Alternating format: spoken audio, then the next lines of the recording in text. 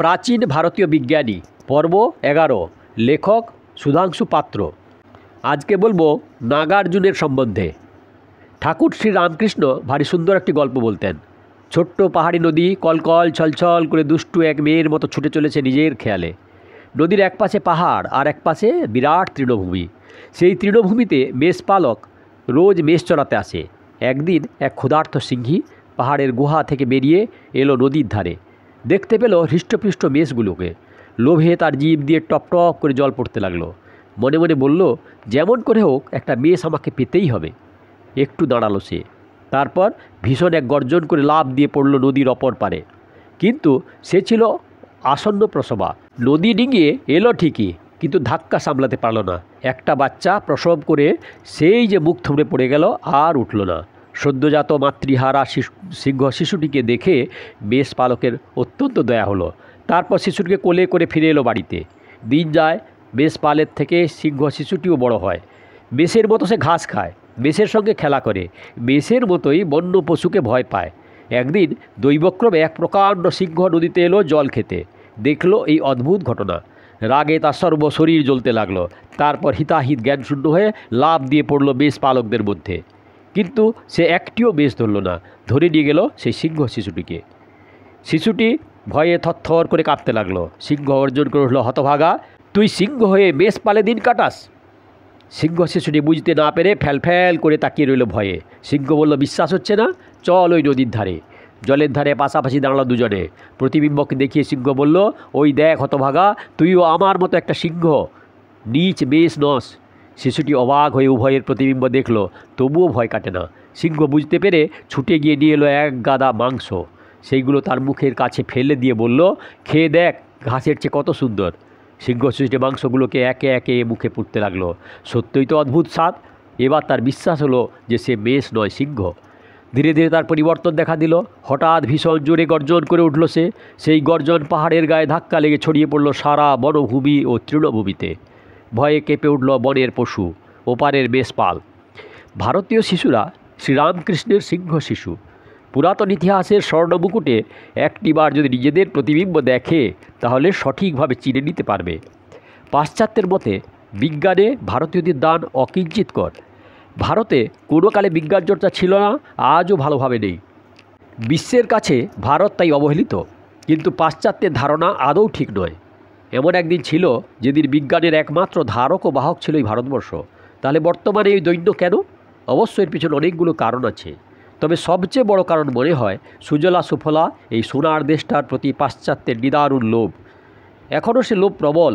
তাই যুগ যুগ ধরে সম্পদের প্রতি তীব্র আকর্ষণে জাতির পর জাতি এসে হানা দিয়েছে ভারতের মান। লুণ্ঠন করে নিয়ে গেছে সমূহ সম্পদ। নিগৃহীত হয়েছে ভারতের তাবৎ মানুষ। ধ্বংস হয়েছে শিক্ষা এবং ধর্ম প্রতিষ্ঠান। ভারতের প্রাচীন জ্ঞান ভাণ্ডার নিক্ষিপ্ত হয়েছে অগ্নিকুণ্ডে। শতাব্দীর পর শতাব্দী ধরে চলেছিল এই পৈশাচিকতা। জাতীয় জীবনের নিরাপত্তা হয়েছে বিঘ্নিত। জ্ঞান বিজ্ঞানের উন্নতি হয়েছে সম্পূর্ণরূপে রুদ্ধ। খ্রিস্টজন্মের বহু পূর্ব থেকেই এখানে প্রচলিত ছিল উন্নত শিক্ষা ব্যবস্থা। বিশ্ববিদ্যালয়ের সংখ্যাও প্রাচীন ভারতে কম ছিল না। আজকের দিনের বিশ্ববিদ্যালয়ের পাঠ্য বহু বিষয় তখনও পড়ানো হতো। কেবলমাত্র যন্ত্র ও কারিগরি বিদ্যা তখন পড়ানো হতো কি না সঠিকভাবে জানা যায় না। প্রাচীন ভারতীয় শিক্ষা ব্যবস্থায় জড়বিজ্ঞানের উপর গুরুত্ব দেওয়া হতো না ঠিকই, তবে প্রাচীন সাহিত্য এবং পুরাণগুলিতে যে তথ্য পাওয়া যায় তাতে মনে হয় যন্ত্র, কারিগরি, রসায়নবিদ্যায় ভারত পিছিয়ে ছিল না। একটি উদাহরণ দেওয়া যাক। কুমার ইন্দ্রজিৎ মেঘের আড়ালে থেকে যুদ্ধ করতেন। রাবণের পুষ্পক রথ পঞ্চবটি বন থেকে সীতাকে তুলে নিয়ে গিয়েছিল সুদূর সিংহলে। কত সময় লেগেছিল তার উল্লেখ অবশ্য নেই। তবে ব্রহ্মার বিমান মুহূর্তে শতেক যোজন অতিক্রম করত। এইগুলো ছিল নিছক কল্পনা। কেউ কেউ বলবেন আদি যুগ থেকে মানুষ হিংসা করে আসছে পাখিকে এবং তার পক্ষ সঞ্চালনের অপূর্ব কৌশলকে। নীল আকাশে গা ভাসিয়ে দিয়ে তারা যখন আকাশের এক প্রান্ত থেকে অপর প্রান্ত পর্যন্ত উড়ে যেত, তখন মানুষের মনে সৃষ্টি হতো রোমাঞ্চ। কল্পনার রঙিন তুলি দিয়ে আঁকত কত সম্ভব অসম্ভব কাহানি। 7 সমুদ্র 13 নদীর পারে রাজকুমার যেত পঙ্খিরাজ ঘোড়ায় চেপে। নীল পাখি পরীরা বাতাসের মতো হালকা ডানা মেলে ভিড় করত ফুলের বনে। রাবণের পুষ্পক রথ, ব্রহ্মার বিমান সবই কল্পনা। অনেকে হয়তো আরও বলতে পারেন শুধুমাত্র ভারতীয় কাব্যগ্রন্থগুলিতে নয়, পৃথিবীর সব দেশের মহাকাব্যগুলিতে এই একই কল্পনা। তাহলে মহাকবিরা কি কেবল অসম্ভব কাহিনীর জাল বুনে পাঠকের মনে রোমাঞ্চ সৃষ্টি করতেন? এমন কি হতে পারে না সেই প্রাচীনকালে মানুষ আকাশযান নির্মাণের কৌশল আয়ত্ত করে নিয়েছিল, কিন্তু আমরা যখন সে কৌশল তাদের কাছ থেকে শিখে নিতে পারিনি এবং তারাও যখন ভবিষ্যৎ বংশধরদের জন্য নির্মাণ পদ্ধতি লিখে রেখে যাননি, তখন বাধ্য হয়ে অবিশ্বাসীদের মতামতের বিরুদ্ধে মৌন থাকতে হয়।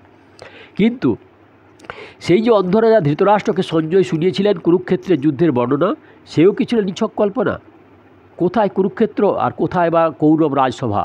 ঘরের মধ্যে বসে থেকেও সঞ্জয় প্রত্যক্ষ করেছিলেন কুরুক্ষেত্রের যুদ্ধের প্রতিটি দৃশ্য। এসব কি যন্ত্র ছাড়া সম্ভব হয়েছিল? যদি এটিও কল্পনা হয়, তাহলে এই কল্পনার কি কোনো গুরুত্ব নেই? সুপ্রাচীনকালে যিনি এমন কল্পনা করতে পারেন, তিনি তো সেরা বিজ্ঞানী।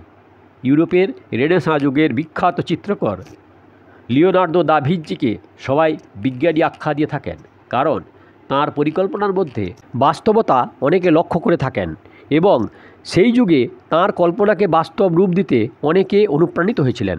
যেমন তিনি আকাশে ওড়ার পরিকল্পনা করেছিলেন পাখির মতো ডানা জুড়ে দিয়ে। তাঁর এই কল্পনাকে বাস্তবে পরিণত করতে দীর্ঘদিন ধরে চলেছিল অক্লান্ত প্রয়াস। পঞ্চদশ শতাব্দীর প্রথম ভাগে যন্ত্রবিহীন পাখা তৈরি করে উঠতে চেষ্টা করলেন জোভান্নি বাত্তিস্তা দান্তি। 19 শতাব্দীর শেষের দিকে পাখায় যন্ত্রপাতি সংযোগ করে উড়িয়ে দিয়ে প্রাণ হারালেন অটো লিলিয়েনথাল। শেষে বিংশ শতাব্দীর প্রারম্ভে অটো লিলিয়েনথালকে অনুসরণ করে জয়যুক্ত হলেন অরভিল রাইট ও উইলবার রাইট। লিওনার্দো দা ভিঞ্চির মতো ব্যাসদেব যদি কল্পনাই করে থাকেন, তাহলে সেই যুগে কারো মনে কি কোনো রেখাপাত করেনি? এবার আসা যাক তখনকার দিনের মারণাস্ত্রের কথায়। লঙ্কা যুদ্ধে এবং কুরুক্ষেত্রের যুদ্ধে বহু বাণের কথা দুটি মহাকাব্যে বর্ণিত হয়েছে। এইগুলি কি আজকের দিনে রকেট ও ক্ষেপণাস্ত্রের পূর্বপুরুষ নয়? সেই সব অস্ত্র নির্মাণের কৌশল যেহেতু তারা আমাদের জন্য লিখে রেখে যাননি, তাই বলে এইগুলোকে কি ধরে নেব মহাকবির কল্পনাপ্রসূত? আজকের দিনে আমরা যাকে রকেট বলি, তাঁর ইতিহাস সুদীর্ঘকালের। ভারত ছাড়াও বহু প্রাচীন সভ্য দেশের সাহিত্যে এর পরিচয় মেলে।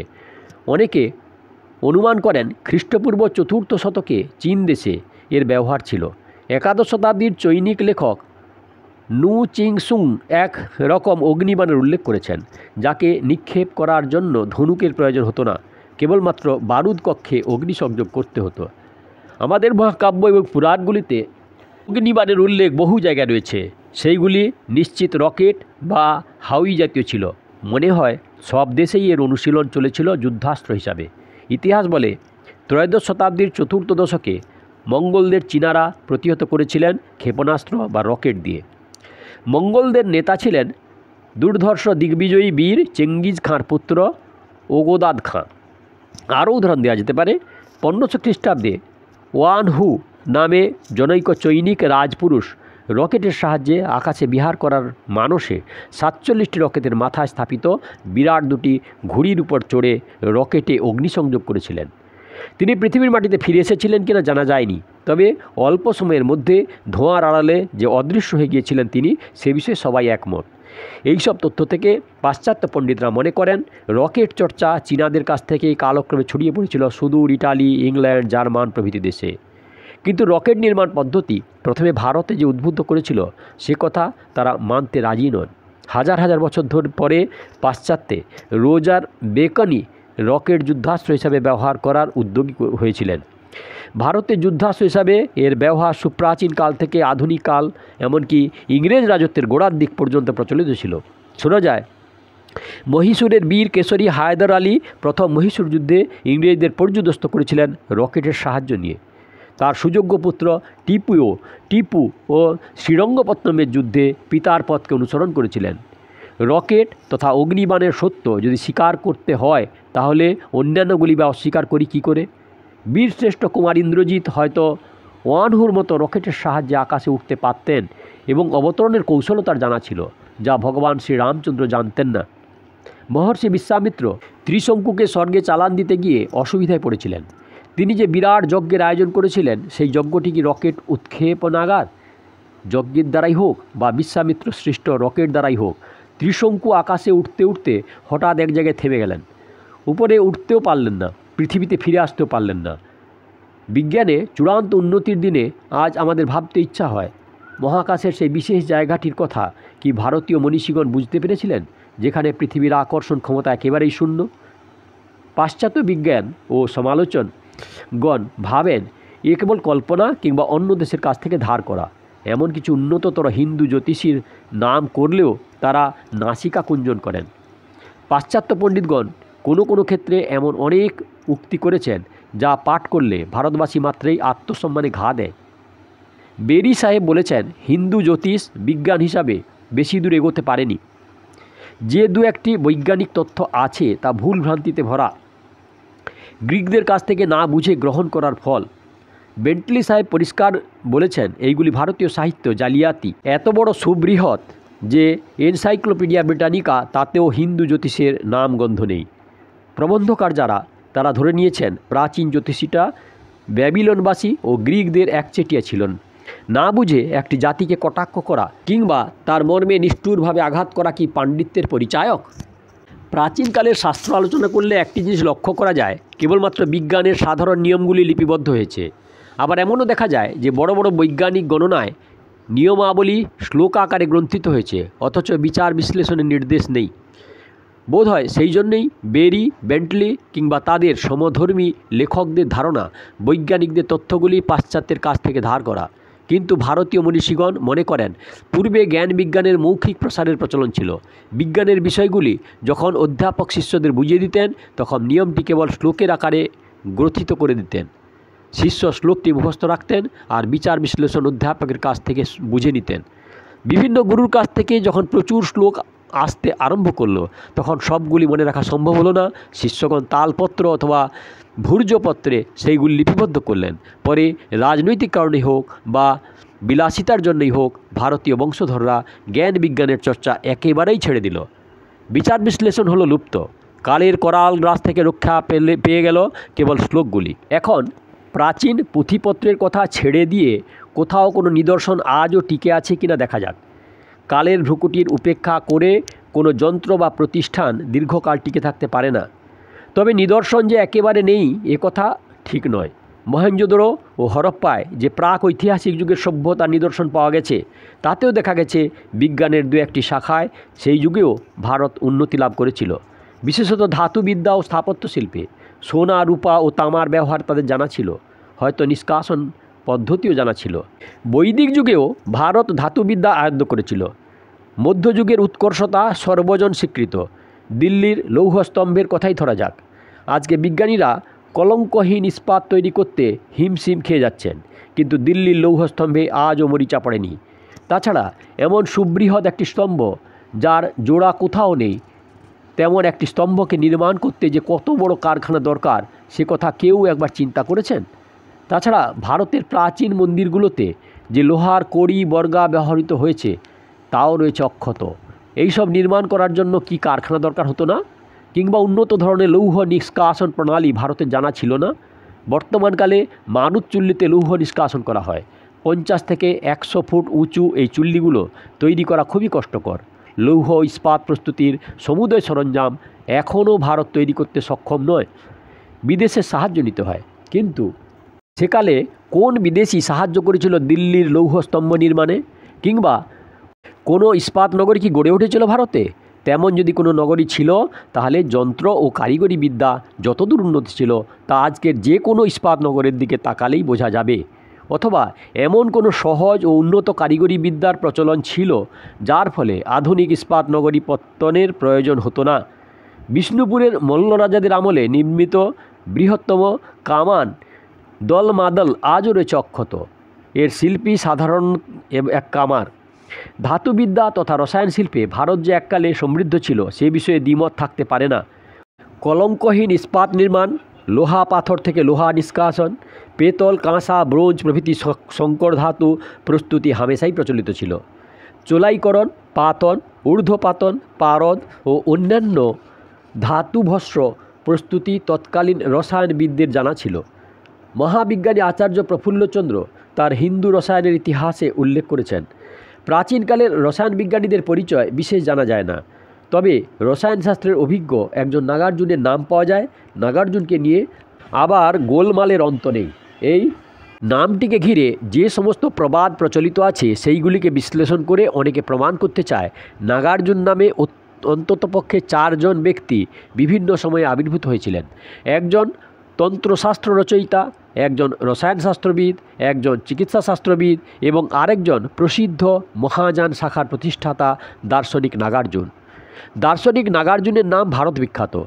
তার মতো জ্ঞানী ও প্রতিভাধর ব্যক্তি পৃথিবীতে খুবই কম জন্মগ্রহণ করেছেন। বৌদ্ধ শাস্ত্রে তার দান অপরিসীম। লামা তারনাথের মতে নাগার্জুন একসময় নালন্দার প্রধান আচার্য ছিলেন। তাঁরই সময়ে সুবিষ্ণু নামে একজন অর্থশালী বণিক এখানে 108টি মন্দির নির্মাণ করেছিলেন। বিভিন্ন সূত্রে প্রাপ্ত বিবরণ থেকে পণ্ডিতেরা অনুমান করেন তাঁর আবির্ভাবকাল খ্রিস্টীয় 2য় শতক। কলহনের মতে ছিলেন কনিষ্কের সমসাময়িক। রসায়নশাস্ত্রের প্রচলন ও প্রগতি ঘটেছিল তান্ত্রিক মতবাদের পৃষ্ঠপোষকতায়, অর্থাৎ খ্রিস্টীয় 5ম ও 6ষ্ঠ শতকে, এবং পরে বৌদ্ধ ধর্মের প্রচার ও প্রভাব সংকুচিত হতে আরও। সেই বিচারে রসায়নশাস্ত্রবিদ নাগার্জুন অন্তত খ্রিস্টীয় 8ম শতকের মানুষ। দার্শনিক নাগার্জুনের জন্মস্থান বিদর্ভ নগরী। এক প্রসিদ্ধ ব্রাহ্মণ পরিবারে তার জন্ম। প্রথম জীবনে ব্রাহ্মণ্য শাস্ত্রে যথেষ্ট ব্যুৎপত্তি লাভ করেন। পরে বৌদ্ধ ধর্মের প্রতি আকৃষ্ট হন। বুদ্ধের তিরোধানের কয়েকশো বছরের মধ্যেই বুদ্ধের মূল নীতিগুলিকে নিয়ে বহু গোলযোগের সৃষ্টি হয়। ফলে উদ্ভূত হয় 2টি শাখা, একটি মহাযান, অপরটি হীনযান। মহাযানের আবার 2টি শাখা, মাধ্যমিক ও যোগাচার। মাধ্যমিকের প্রতিষ্ঠাতা নাগার্জুন। নতুন ধর্মগ্রহণ করার পর বুদ্ধের বাণী জনসাধারণের কানে পৌঁছে দেওয়ার জন্য তিনি সারা দাক্ষিণাত্য ভ্রমণ করেন। অন্ধ্রের রাজা সাতবাহন তার পাণ্ডিত্যে মুগ্ধ হয়ে তাকে অন্তরঙ্গ বন্ধু হিসাবে গ্রহণ করেছিলেন। দাক্ষিণাত্যে বৌদ্ধ প্রতিষ্ঠানে সূত্রপাত নাগার্জুন থেকেই। মাধ্যমিক শাখাকে এমন দৃঢ় ভিত্তির উপর তিনি স্থাপন করেছিলেন যে প্রায় 200 বছর ধরে সাতবাহন এবং সাতবাহন বংশের পর ইক্ষ্বাকু বংশীয় সম্রাটগণ বৌদ্ধ ধর্মের প্রধান পৃষ্ঠপোষক ছিলেন। পৃষ্ঠপোষকদের মধ্যে গৌতমীপুত্র সাতকর্ণী, যজ্ঞ সাতকর্ণী, ইক্ষ্বাকু বংশীয় বশিষ্ঠীপুত্র চাণ্ডমূল ও রুদ্র পুরুষদত্ত প্রধান। পণ্ডিতশ্রেষ্ঠ দার্শনিক নাগার্জুন কেবলমাত্র ব্রাহ্মণ ও বৌদ্ধ শাস্ত্রে পারঙ্গম ছিলেন না, জ্যোতির্বিদ্যা, চিকিৎসাশাস্ত্র প্রভৃতিও ছিলেন পারদর্শী। এমনও শোনা যায় জাদুবিদ্যায় তার নাকি খ্যাতি ছিল সুদূর বিস্তৃত। তবু মনে হয় না দার্শনিক নাগার্জুন ও রসায়নশাস্ত্রবিদ নাগার্জুন একজনই। রসায়নবিদ নাগার্জুন সোমনাথের নিকটে এক গ্রামে জন্মগ্রহণ করেন। রস রত্নাকর নামে যে গ্রন্থটি তিনি রচনা করেন তাতে রসশাস্ত্র বিষয়ে প্রায় সমস্ত তথ্যই সংকলিত। বৌদ্ধ ধর্মে বিশ্বাসী হয়েও তিনি তন্ত্রচর্চা করেছেন। সুশ্রুত সংহিতায় তিনি উত্তরতন্ত্র নামে একটি নতুন অংশ সংযোজন করেন। কক্ষপুটতন্ত্র, আরোগ্যমঞ্জুরি, যোগসার, যোগ শতক প্রমুখ তারই রচনা বলে কথিত। একাধিক যন্ত্রের বর্ণনাও তিনি দিয়েছেন, যার মধ্যে গর্ভযন্ত্রম সর্বাধিক প্রসিদ্ধ। পরবর্তী চিকিৎসাবিদ চক্রপাণি তাঁর দ্বারা সবিশেষ প্রভাবিত। প্রাচীনকালের শ্রেষ্ঠ জ্ঞানীগুণীদের জ্ঞান কেবলমাত্র একটি বিষয়ের মধ্যে সীমাবদ্ধ ছিল না, তাদের প্রতিভা ছিল বহুমুখী। এই ছিল প্রাচীন ভারতীয় বিজ্ঞানী নাগার্জুন সম্বন্ধে কিছু কথা। দয়া করে সাবস্ক্রাইব করবেন, ভালো লাগলে লাইক করবেন, শেয়ার করবেন, আর পেছনে এই রকম ভিডিও দেখার জন্য কাকন বাক্সতে ক্লিক করে ভিডিও দেখবেন। আর আগের ভিডিওর জন্য দয়া করে অপেক্ষা করুন।